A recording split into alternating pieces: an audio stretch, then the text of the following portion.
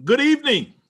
I'm excited to have this opportunity to be able to share with each and every one of you this evening. We have a historic night, a night where we are able to celebrate Black male leaders in education.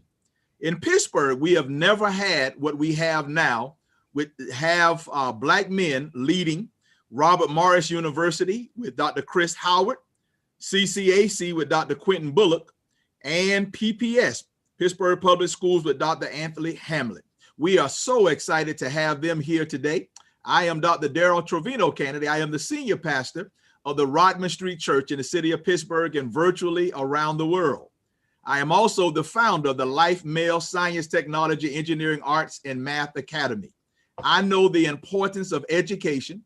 I know the importance of celebrating Black male leadership. So we are so excited for you to join us.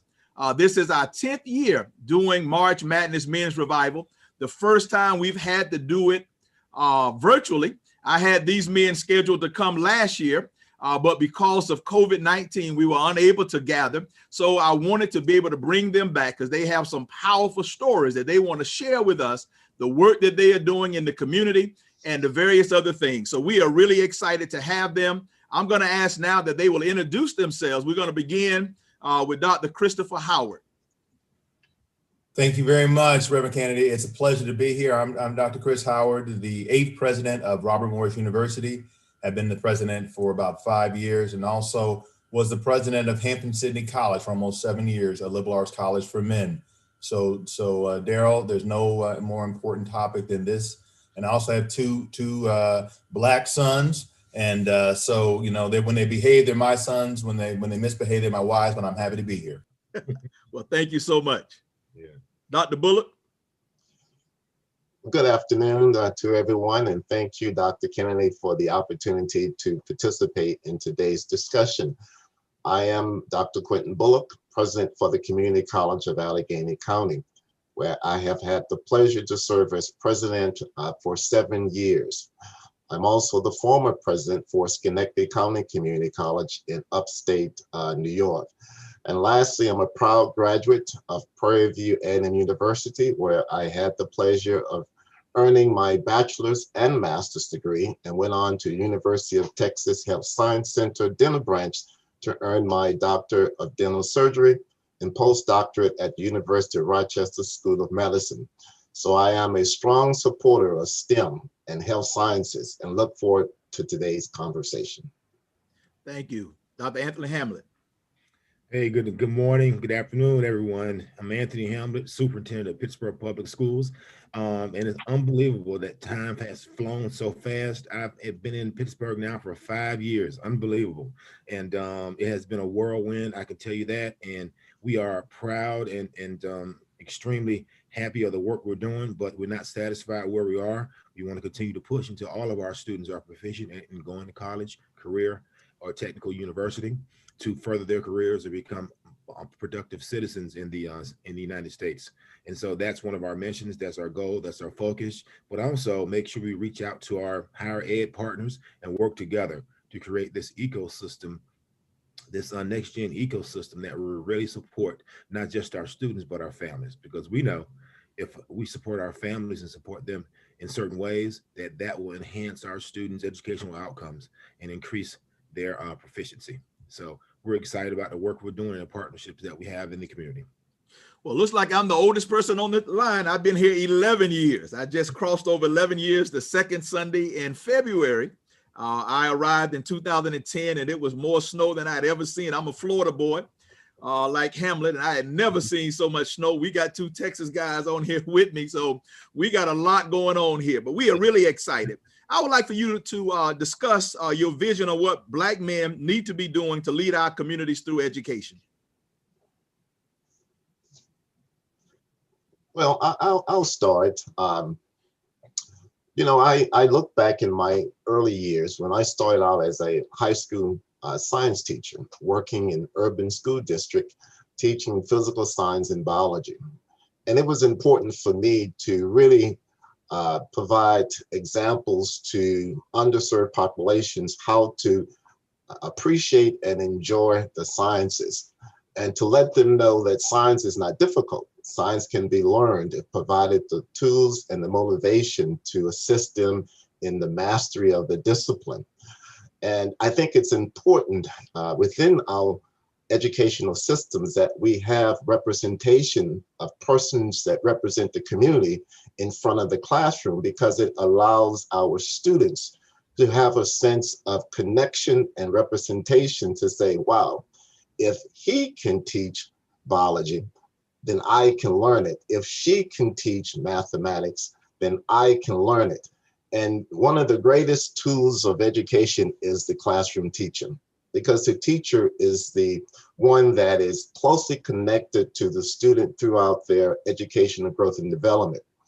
And as we develop curriculum, I think we also have to realize that all students learn differently. So some students are visual, such as myself. Others are just give it to me, I'll read it, I can do it. And then let's take a combination of both.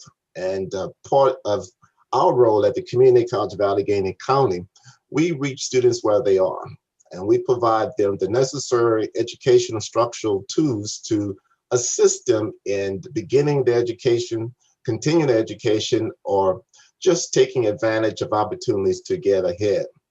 So I believe that there is no one formula for student success. It's multifaceted.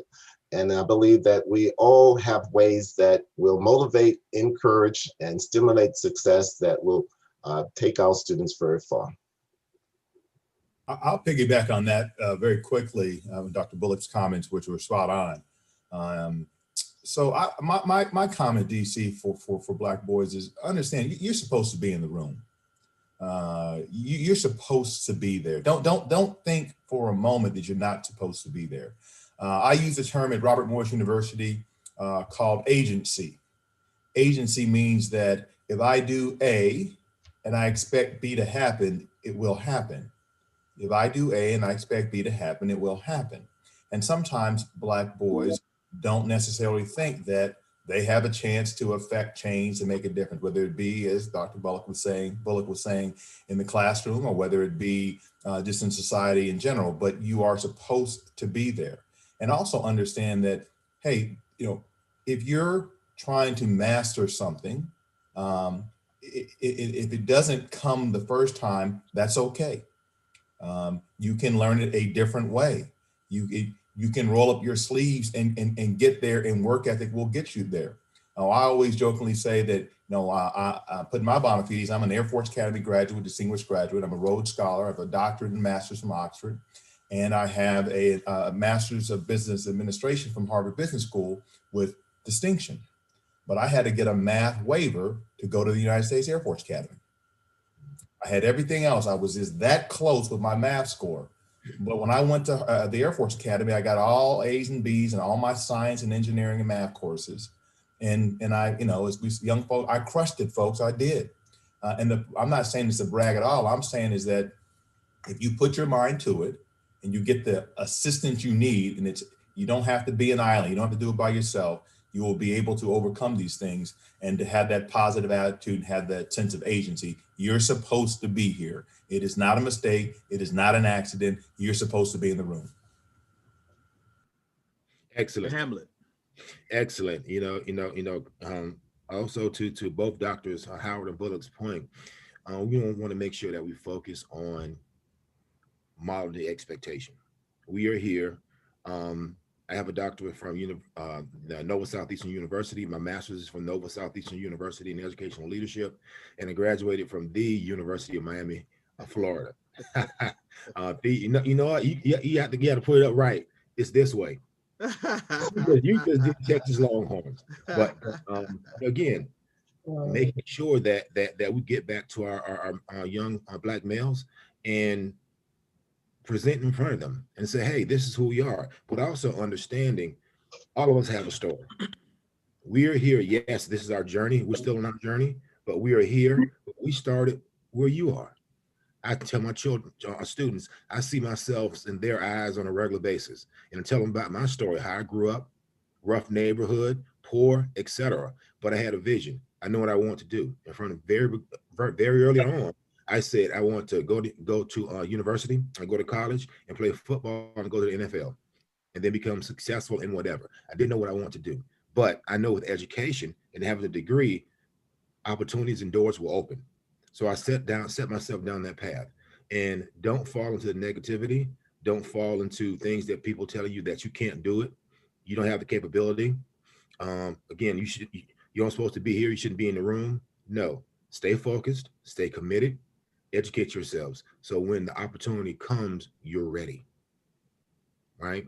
But also, as you go through this journey, make sure that you are being the best person you can be, humbling yourself in front from others, and treating others as you want them to treat you. Because, story real quick, I go through this process, graduate University of Miami, come back to Palm Beach County Schools and begin working as a teacher in Palm Beach County Schools. Went up the ranks, subsequently becoming a principal, and then a district supervisor. And ultimately, believe it or not, I became the supervisor of some of my teachers who taught me in high school.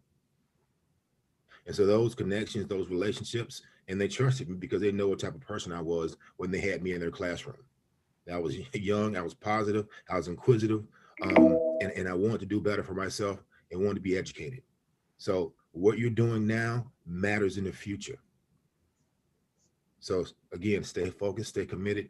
Don't think about where you are right now. Think about where you want to be and what you need to do on a daily basis every day to get there. So one of the things that I see in the three of you is that you took some non-conventional ways to get to where you are now, such as Dr. Bullock, you have a doctorate in dentistry. Talk a little bit about that and how you saw that being able to get into what you are doing now. Well, one of the first things I always say is that it's important that you earn degree. And the degree that you earned does not determine your destiny, but it's one of the tools that will open many doors. Now, my pathway into what I am doing now as a community college president is very non-traditional. But one thing I can say, the majority of our dental hygiene programs are represented at the community college. You would generally be trained at a community college to be a dental assistant or dental hygienist, which was the case at the college in which I initially began to work as a director for the Center for Urban Education Studies with a focus on STEM and healthcare programs, working with underrepresented populations with the goal that we would create pathways into the sciences and into healthcare. And it was providing the supportive services and the instructional assistance with underrepresented groups to help them realize the potential in going into a STEM and or health field.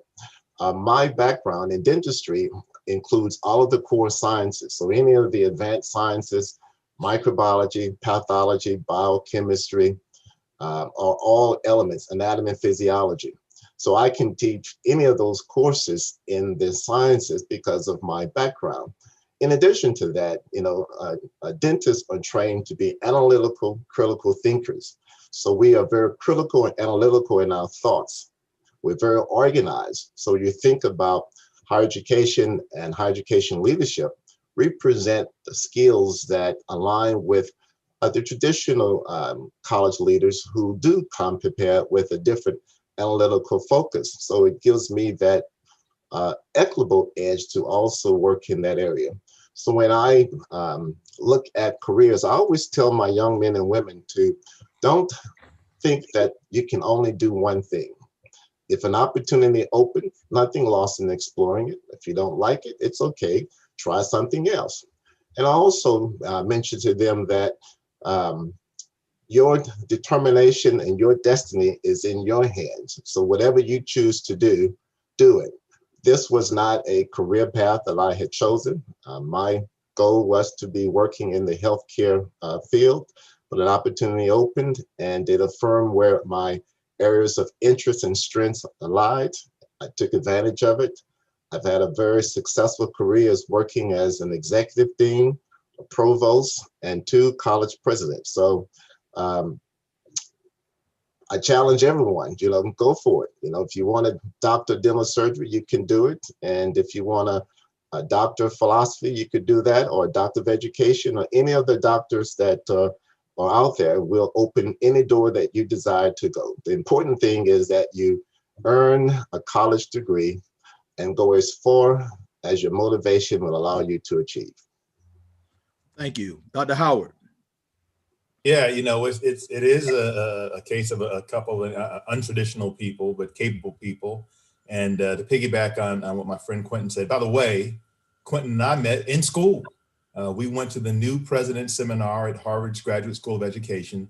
I think it's about 100 years ago, it feels like, Quentin. I think it's about 12 years ago, right before I ran Hampton-Sydney College, right when I was beginning my tenure there, and Quentin was beginning his work at Schenectady. So we have been classmates together and friends for a long time, and my mom and dad are Prairie View people as well, so go PV.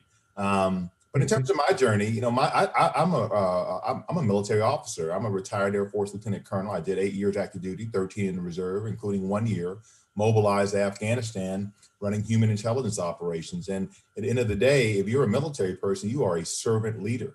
You're a service member.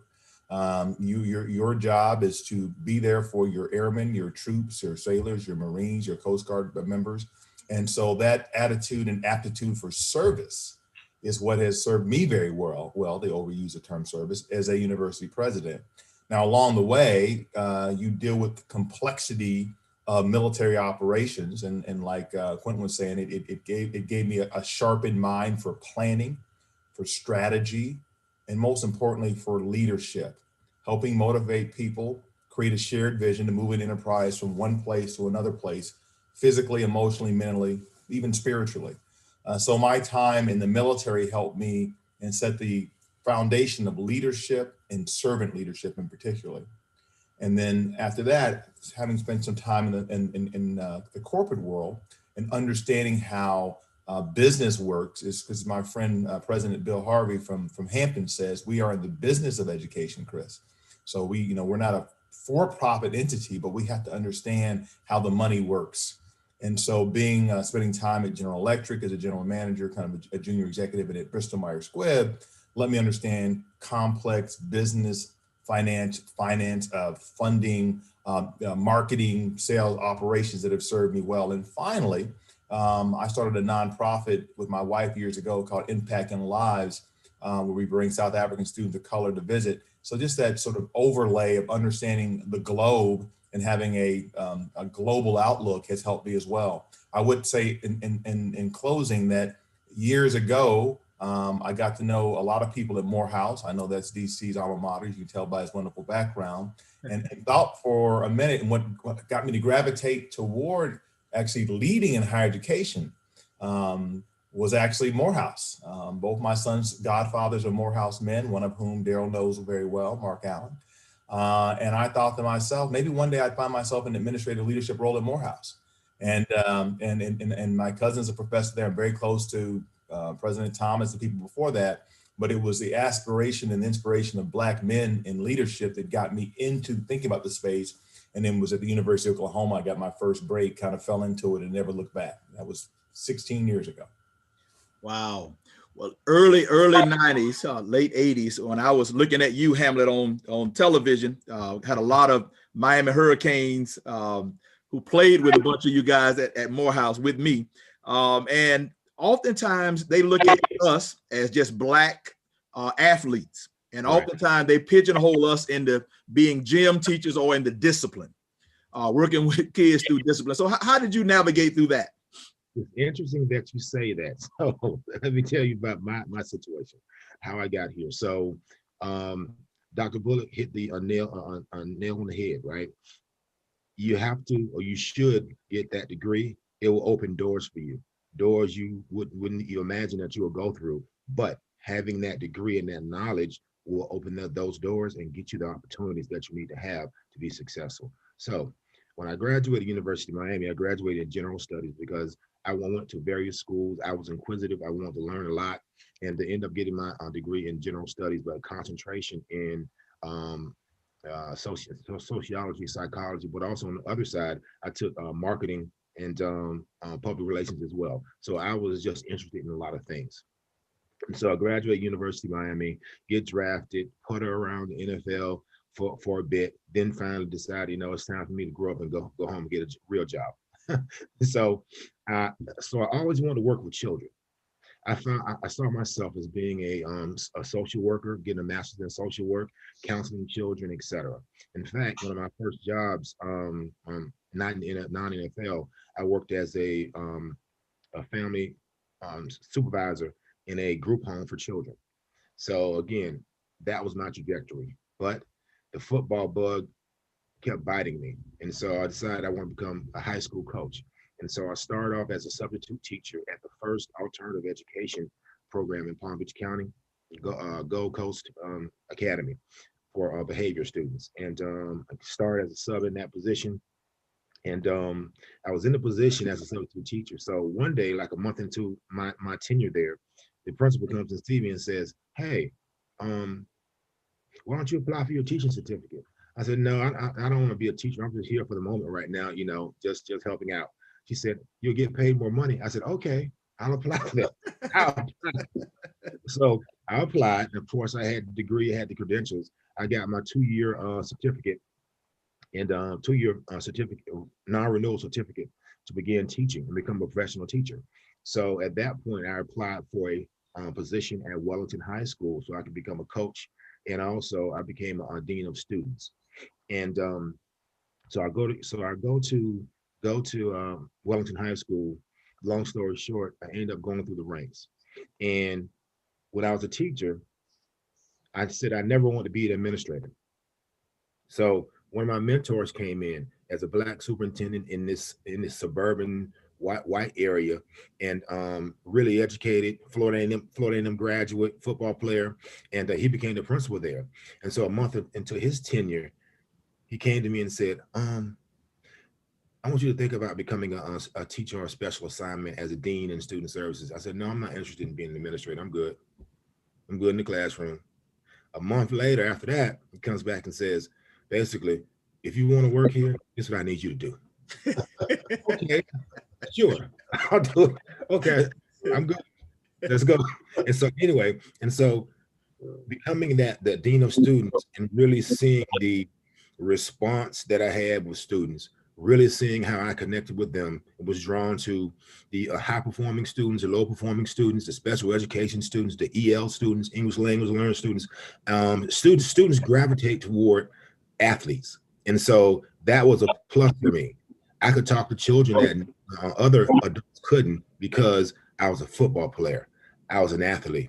And so I use that to my advantage to really support helping children and developing relationships with them so I can respond to them positively and help them become positive as well. And so that being said, I went up through the ranks, saw my response, decided to become an actual assistant principal, went back and got my master's degree in education leadership, and then went up the ranks from there. But to your point, they always find themselves, even in industry, in whatever industry you are in education.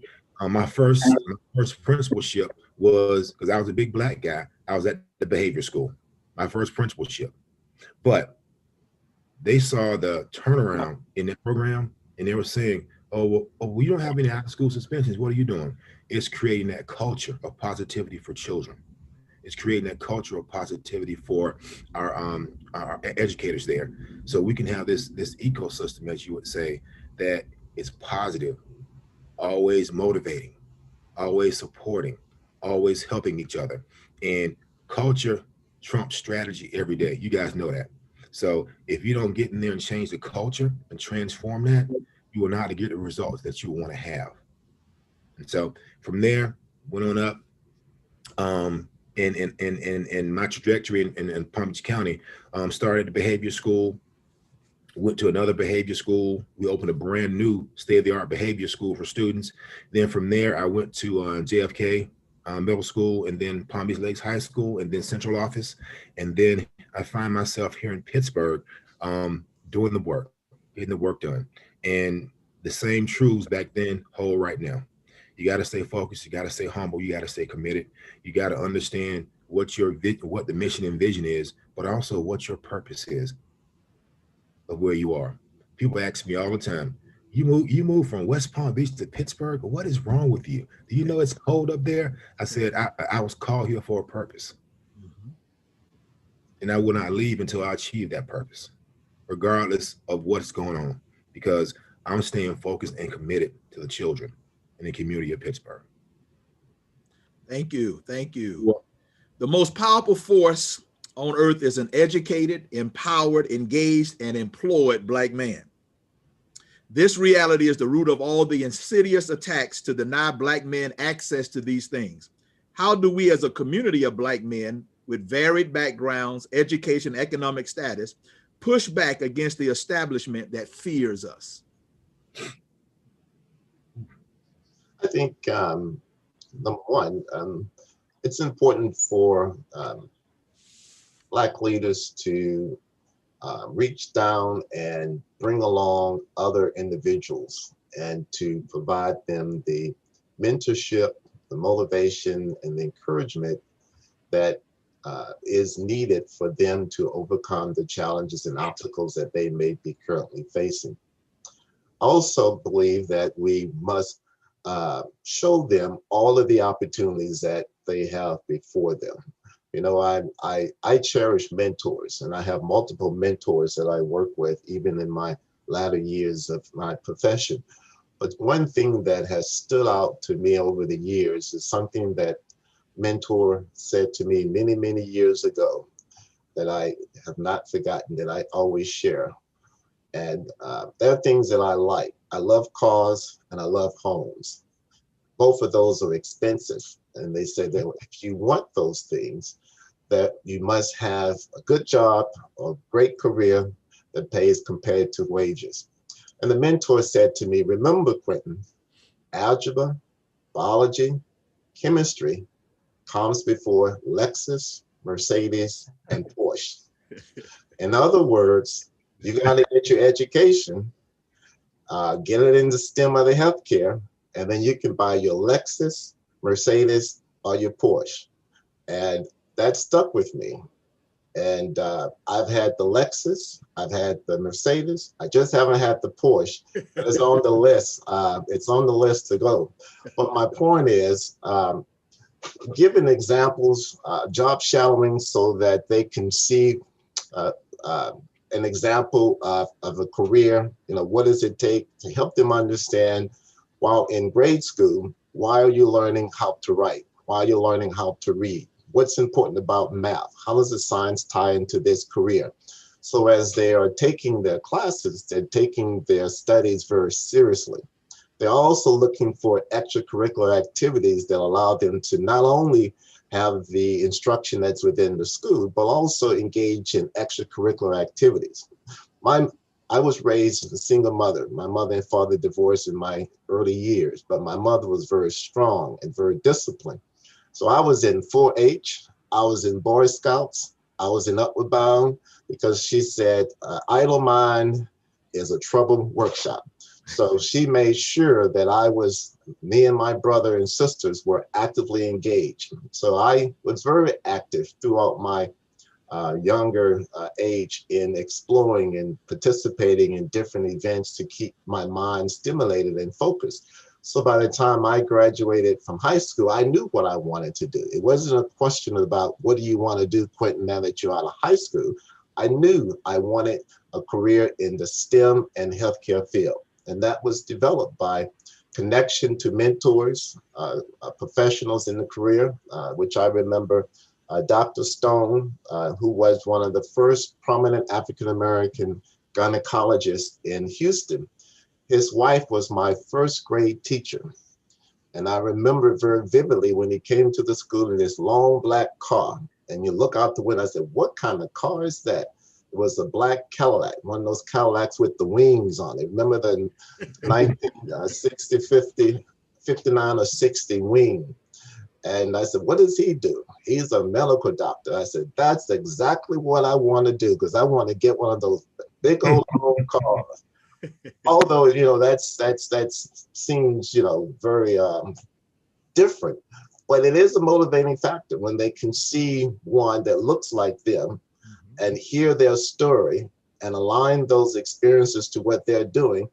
It adds to one's motivation and encouragement. And the last thing I would say is that think about it as an athlete. Athletes do not give up. They go to the finish line. So what's important for you as you go to your studies, keep your eye on the finish line and don't give up. Thank you. I'll piggyback on those comments, and I'm going to try not to be redundant because Dr. Bullock really hit the nail on the head. In terms of what we do as leaders in the structural part looking out, is that, as Drake would say, I'm doing me. We got to do us, be our best authentic selves. Yeah, we all code switch and navigate. We have to do that to be able to, to be able to communicate with other folk. But by the same token, us being our true authentic self, like Dr. Hamlet was implying, he's staying true to the students. Quentin's saying STEM matters. And we got to say that in front of people that don't look like us. We have to, as Frederick Douglass said, we got to agitate, agitate, agitate. We got to say things that make other folks, including white people, feel somewhat uncomfortable when we speak about the particular incidences of structural racism in this country, peculiar to the original sin of America, which is slavery, which impacts us now. And we have to be willing to say that in audiences where it doesn't feel good. I've been in rooms with Dr. Bullock, literally and figuratively, and we've been able to kind of speak truth to power. And that's important for us to do. The mentoring, the coaching, the modeling that Quentin talked about as well. I would say on top of that, just be available. Especially when Black boys in particular want to get on my calendar, whether they be students at Robert Morris University. We'll talk later on about this new agreement we have with CCAC called RMU Gateway. I will be available, and I've been available, Dr. Hamlet, to many PPS graduates of all backgrounds, but Black boys in particular, available just to talk, just to be there to hear, and to give them, give them my guidance and my wisdom. I also have been in many formal, in addition to hiring people, been in many formal mentoring programs and informal mentoring programs where people say, hey, I think I want to be a university president. I say, well, maybe you do, maybe you don't. Let's talk about it. But you can. And so I have been very deliberate and intentional over the last decade, taking every single call when someone wants to think about being the president. I run a university that happens to be a predominantly white institution, and there are a few of us running predominantly white institutions in HBCUs. So if people are thinking that, they find my number, they find me. I'm very easy to get to, and y'all want to talk to me, howard@rmu.edu. You're gonna find me anyway, and I'm gonna talk, but I'm gonna give you homework though. I'm gonna say, if you want to talk to me, I got a 300-page document called Pathways to the Presidency. You need to get to that first, then we can walk it and talk it and create a strategy. The last thing I want to mention, because this is the empowerment, the sense of agency for Black boys, is we help them find their place in the world and move forward. Look to your history. When I was in third grade in Little Rock, Arkansas, at Romine Primary School, I came across a book, and it said, and Anthony, you'll appreciate this one, man, as a teacher, man. The book said, it was Booker T. Washington. I went to my teacher, the librarian who happened to be white, and I said, is this George Washington's cousin? No, it's not George Washington's cousin, but you ought to read it anyway. I said, okay. So I went home that night, guys, and I started reading. I said, wow, this guy's interesting. He's an educator. He's a businessman. He started a place called Tuskegee. Wow, he met with Theodore Roosevelt. Mom, did you know that? My mom said, I went to Booker T. Washington High School. Oh, really? And she said, your dad went to Booker T. Washington High School. Really? Oh my goodness. I went back the next day and I read the book all in one day, gave it to my library. She said, well, here's a book on George Washington Carver. Oh, wow, who's George Washington Carver? That's not George Washington's cousin, is it? So I kept reading. And then it was Frederick Douglass, and it was W.B. Du Bois, and it was Matthew Henson, and Shirley Chisholm, it's Paul Robeson, it was Malcolm X. It was all these great leaders, all these people it was Fannie Lou Hamer, right? It was Ida B. Wells. It was all these, as Isaac Newton said, the reason I can see so far is because I'm standing on the shoulders of giants. And never let people think for a minute. Never think for yourself that with this right here, that you're inferior. No, Black is beautiful. It's Black History Month. you know, they only gave us 29 days. They didn't give us, you know, because you know how that works. But that's all right, though. We got this beautiful thing. All seriousness, that's Carter G. Woodson, first Black PhD from Harvard. Another person I read about with great interest. But understand from whence you come, and that helps you figure out where you can go. And Black people have done so much. And let's open up to the Black diaspora, like my wife from South Africa, and what we did in Africa and what we did in the Caribbean and in the diaspora across the world. Then it becomes a whole nother narrative. So in terms of, we got roles to play here as older Black men, and as you young Black men, make sure you're reading about your history and feel like you got, stick your chest out a little bit, stick your head up, because you are, as Jesse said, you are somebody. So it's great entry for me. So to come in, so I want to talk about this structural racism. I want to talk about the economic racism, but also more importantly, the structural and the systems racism that exist. And what do I mean by that? And so when you look at education, and I'm using Pittsburgh Public Schools as an example, and we approach the work with, our system is perfectly designed to get the results we're getting. And if we don't change the system, we'll continue to get those same results. And so we attack it from that standpoint. Why is it that African-American students make up 55% of the student body in Pittsburgh Public Schools, 32% white, and the rest other? However, when you look at advanced place coursework, students of color only represent 10 to 15% of the students in those programs. And so that goes back, and you guys know what I'm talking about, those gatekeeper policies that are in place to get kids into these type of programs. Why is it that only, again, students of color, why is it only 5 to 10% of the students of color are in the gifted program, gifting and talent programming? Again, because of those those formal structures that were there, and the status quo is the enemy for us. That's the way we've always done it. So, as I said, if we don't change the system to make sure that we begin to open up access for our Black and brown students, we will get the same results we're getting. And so we attack it from that standpoint. What are these gatekeeper policies that are in place that we need to change, that are hindering our Black and brown students from taking advanced place coursework, from participating in gifted and talented programs? And you have to really be courageous in attacking these systems. And again, people need to understand that's the way he's always done it. But when you come from the standpoint of race, that's systemic and structural racism. Those policies are in place. That goes into larger society. When you talk about redlining, when you talk about the economic oppression of minorities, you can't buy land in certain areas. You have a higher interest rate to pay your money back if and when you do get a loan. So again, it exists in all of our organizations. It exists in our country at large, understanding that this system wasn't designed for all of us to be successful. And so we got to continue to push. And that's why we talk about, yes, your vote counts. You can make change at your personal level, at your work level, but also at the national and world level as well. But we have to participate. You have to be in the game to win the game, right? You got to participate in all these things that are out there. You may not think it's fair, but if we don't vote to change it, it will continue to be unfair for us. So. Thank you. I agree with you 100% because this is a systemic place of racism, institutional racism. And so what I really appreciate about you guys, you have not allowed that to stop you from rising up to where you are. Let's use this time now to discuss some of the programs, scholarship opportunities, et cetera, that you all are doing now. I'll chime in, and I'm proud that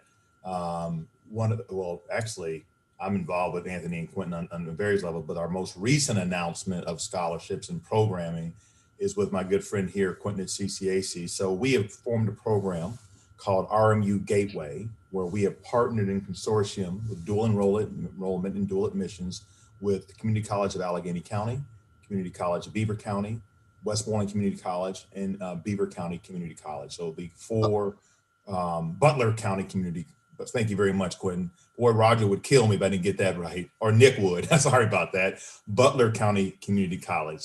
So all four of us are in a agreement together. So basically, when you enroll in these community colleges, you can enroll in Robert Morris simultaneously. And when you finish your course of studying your associate's degree, you will you get all your metrics, come into Robert Morris University. We'll accept all those credits. In addition, in your last 12 hours, if you so desire, you may take at the community college rate classes at Robert Morris online or in person. So it allows you to make it even more affordable, and it creates a stickiness, connectivity between Quentin's students and our institution. So it makes that transition smoother for those that want to do the 4-year degree. Why is this important to Black boys? We know that a lot of Black boys finish through the middle at community college. So by definition, by making it easier for community college students that want to go to a 4-year degree, you're helping Black boys. We also want to do very deliberate and intentional mentoring programs to help these students when they come over to Robert Morris. And we will be aware of, as my friends pointed out, and you pointed out, DC, my other friend, systemic and structural racism. We're launching a program, Center for Equity and Professional Advancement, led by Amanda Nietrauer, who runs our Women's Mentor and Leadership Program. We have an umbrella of programs, including the Black Male Leadership Development Institute that will also be reporting to her, which is a program that has some summer work at the institution itself at Robert Morris. And then it has about 90 kids. It mirrors Morehouse's pre-college program, Daryl. Actually, it is a son of the Morehouse pre-college program that both my sons went to. And then it has weekend work of 1 week in a month, and then have rites of passage ritual program at the very end. So that all will be under our Center of Equity and Professional Advancement. We want to get Black folk into these jobs that are information age. The last thing I'll mention is the last two things. One is we do a lot with Pittsburgh Promise. So by definition, Pittsburgh Public School high school graduates that want to come and use that wonderful program to go to university, they can come to Robert Morris University. And finally, my good friend from Netflix, the co-founder and CEO, Reed Hastings, just gave us a $3 million grant for 20 full rides for underrepresented minorities. It's called the Next Century Scholarship Program for information age, information system type degrees to come to Robert Morris. Full ride, books, tuition, room and board. We'll do summer bridge program. Looks a little bit like the Meyerhoff program with our good friend Freeman Rabowski down at UMBC that's producing all those great Black PhDs.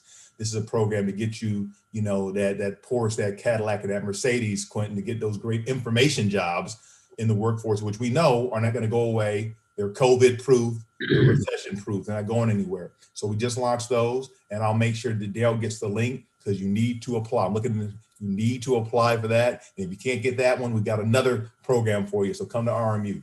And building upon my colleague, Dr. Howard, the Community College of Allegheny County is another great resource in our region.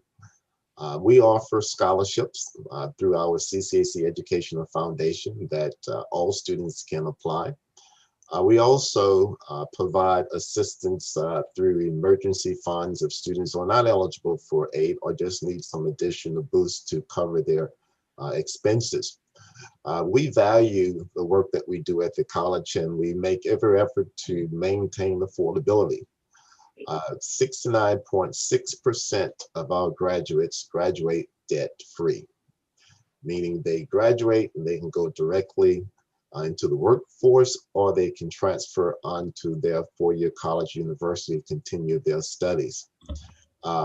We also have some pre-college programs working closely with all 42 school districts, but speaking specifically now for Pittsburgh Public Schools, where we do offer and partner with the school to offer dual enrollment opportunities for students to take advantage of college courses while in high school. And we identify funds either through our EITC funds, our tax credit, or we have additional funds that we generate through our local foundations that allow us to provide assistance with tuition and books so that students can engage in the meaningful studies to stay ahead or to strengthen their educational foundation and readiness. We have programs like Verizon Technology that's funded through Verizon that offers IT training on weekend. It's a weekend IT program. We have about 100 students enrolled in that, and it's preparing them for IT programs, which would be a good partnership to complete with us and transfer to RMU because it's an IT focus.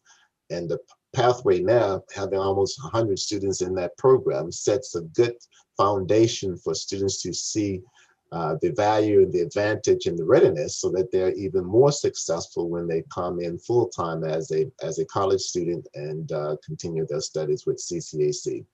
The other possibility to also remember, we have a 2+2+2 with Pittsburgh Public Schools, where the 2 years with Pittsburgh Public Schools, 2 years with CCAC, and then 2 years with University of Pittsburgh, which allows students to have that seamless transition to get to a four-year college that they desire. And then the last thing I would say is that even if you're not certain about what you want to do in a career or education as a whole, community college is a great first step to test the waters, explore your interests, and to really take advantage of the opportunity to begin doing whatever you desire to do in your career. Thank you. The Hamlet, any programs that you all are doing now? Yeah, our major program that benefits our students getting scholarship is the Pittsburgh Promise.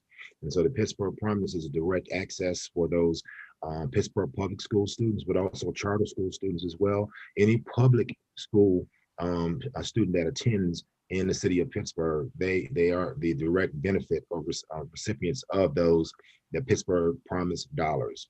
And you must meet the criteria. The criteria is very much in place for our students to meet. You only need to have 90% attendance and a 2.0 GPA. And so we have programs in place to make sure that we call it a We Promise program, to make sure that those students who are not Promise ready, we support them in them becoming Promise ready. Support them in their academics, socially, emotionally, anything they need to really support them moving to become Promise ready so they can access those dollars if they choose to. Also, on a regular basis, and we miss being in person. We used to have this big college tour that comes through. We had a couple of them. We had one from the all universities who want to attend, and we had great resounding responses that we actually have at one central location. And we bus all of our high school students, eligible students who are going to graduate, to the program and see that. But also, we in Pittsburgh Public Schools believe in supporting the children of Pittsburgh. So we also invite our charter school partners to that program as well, so their students can access those, have conversations with those college admissions advisors and things of that nature as well. But one thing we're really proud of that I started when I arrived is that we have an HBCU tour specifically for HBCUs to expose our students to HBCUs as well. And one of the things, and I haven't told Salim Gabriel, who's the executive director of Pittsburgh Promise, but I know the Pittsburgh Promise focuses on schools in the Pennsylvania. So you can go and use the Pittsburgh Promise dollars to go to any university or trade school or community college in Pennsylvania. But I'm going to push the envelope. And again, I haven't brought this up to Salim yet, but I'm going to ask him, think about opening this up just to HBCUs around our nation. So our African-American students and other students can really be able to access those HBCUs with the Pittsburgh Promise dollars. I know it's going to be a bit of a push, but I'm going to put it out there anyway. You know, on building on that, just include that it'll be 2+2, 2 years at the community college, then HBCU. Yeah. I would just say they could go from the community college they want to RMU into these wonderful graduate programs at these HBCUs, or when they come back from these HBCUs, they can get their masters or doctors at RMU. we see the stepping stones here. Yep. Guys are third partners. Morehouse changed my life. When I got to Morehouse and I was walking around that campus, to see Daddy King walking around, to see Benjamin Elijah Mays walking around, it did something for me. You know, just to see somebody that looks like me in a leadership role, and I was just at awe. To just sit in and have to go to chapel, and Oprah's there, Bill Cosby was there, just to see these people face to face, it just did something for me. So I am a strong supporter of HBCUs. Morehouse changed my life. I was a high school senior and I didn't think I can go to college. I hadn't seen anybody in my family go to college. I didn't think I can go to college. And it was a guidance counselor who was not even my counselor. He saw me walking down the hall one day. He said, "Hey, Kennedy." He said, "What college you going to, boy?" I said, "I ain't going to college. We don't have," he said, back then they talk to you rough. "Get your in my office." So I went to his office and he said, "Boy, you can go to college. You one of the best students we got at this school. You in the top 10 with GPAs at this school. Why you can't go to college?" And I said, "We don't have no money. I don't even know how to fill out the paperwork." And he told me about Morehouse College. I'm right here in Jacksonville, Florida, had never heard of Morehouse College. Never thought that was on my radar. He told me, and Morehouse was the only school that I applied to. And my life has never been the same. So I know the value of education. I know the value of what it can do, how it can open up doors and opportunities. I did not go at Morehouse. I was not a preacher. My major was banking and finance. God called me later. But what it did is set a foundation for me to be able to do. So here's a boy who thought that he couldn't go to school, went to Morehouse, then graduated with my master's from Emory University, and then got my doctorate from Virginia Union. Only God can do that for a boy who thought that he couldn't even do it. So that's why it's so important for me to see Black men in leadership, to see Black men in education, because education is what has opened up these doors of opportunities for me, of course, along with God, but the education has opened up a world of opportunities for me. So when I go back home and I look at where I came from to where I am now, I got to pinch myself every now and then and say what education has done for me. So guys, I am excited about that. Dr. Howard, you wanted to chime in? No, I wanted to pile on the Morehouse thing and say what's good for the goose is good for the gander. And what I mean by that is what we're learning in predominantly white institutions, that what works at HBCUs need to bring that and infuse that in our academic program to create environments where people feel included.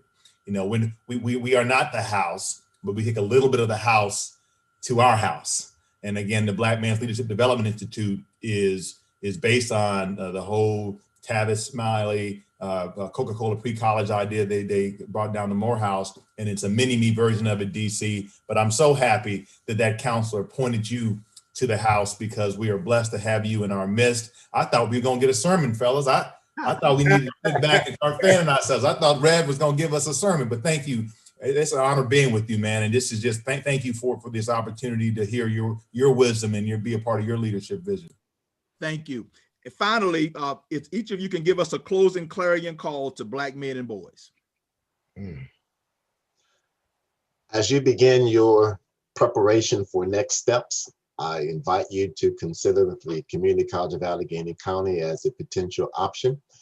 One of the great things that we are doing this year that was launched in August, we embrace the Jobs for the Future Leadership Trust 5 commitments. We are an institution. We made a commitment to care, a commitment to serve the whole community with a focus on social justice, a commitment to build a culture of equity on campus, and a commitment to identify and dismantle campus structures that breed disparities and redesign the college for equity. And we are made a commitment to fund the matters that mean the most.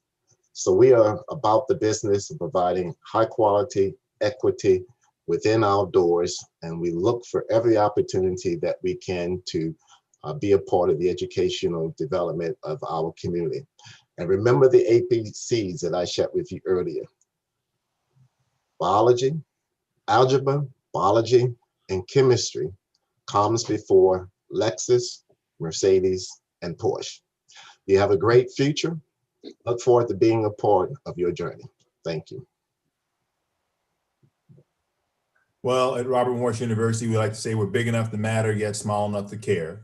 And as I said before, we are committed to creating the environment for you to be successful on our campus. And we're very excited about this new center we're launching and to getting you into those great careers and great lives. We know that our students, on average, make more when they graduate, go into the career field that they majored in, And we've done a lot of research to have lives that are satisfying, careers that are satisfying, and have great opportunities. We know that we have a great price point, and we have a real sense of community, a sense of Ubuntu, as it were.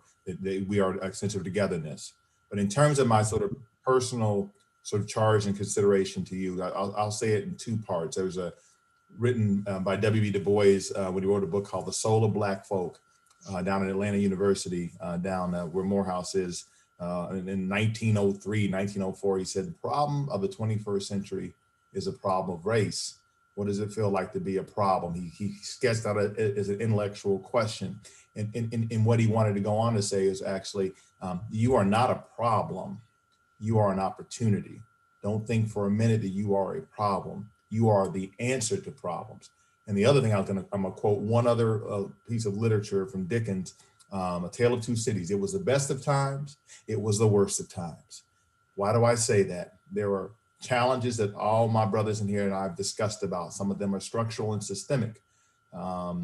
However, if you do what Dr. Hamlet said, or you do what Dr. Bullock said, or you do what Dr. Kennedy said, you will have an abundance of opportunity, because at this moment, post the public lynching and murder of George Floyd, people are looking for opportunities for Black boys to be successful.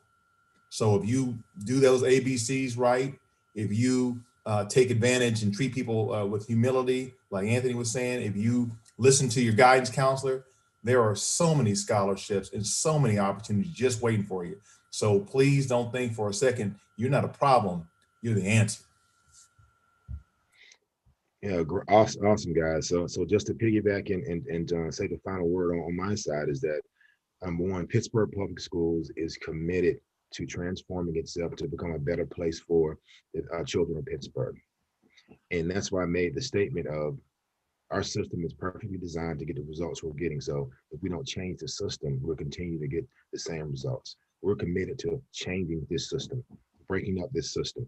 We're committed to that. But also my call to you is this. We need to make sure, or you need to make sure that you are open, that you're receptive, and that you're inquisitive to the possibilities that are out there that we're creating for you. These men on this call today are about breaking up the structural and systemic racism that exists, that negates opportunities for you to be successful. But we need you to be open and receptive and partake in those opportunities that we will create for you. And as it will transform you, you use it, it will transform you to become the person you want to be, to become the professional you want to be, to become the human you want to be in this society to create change. But again, you have to be open and receptive and be willing to change and be willing to grow on a regular basis and be this constant learner. Don't just think that we got these degrees and we stop learning. We learn every day. I learn something new every day. I tell people all the time, I'm a constant learner. And as a leader, we need to model the expectation. And in technical terms, that's called continuous improvement. We continue to improve over and over and over again to better ourselves. And if we better ourselves, it'll make it better for you to be the person that you need to be. So be great.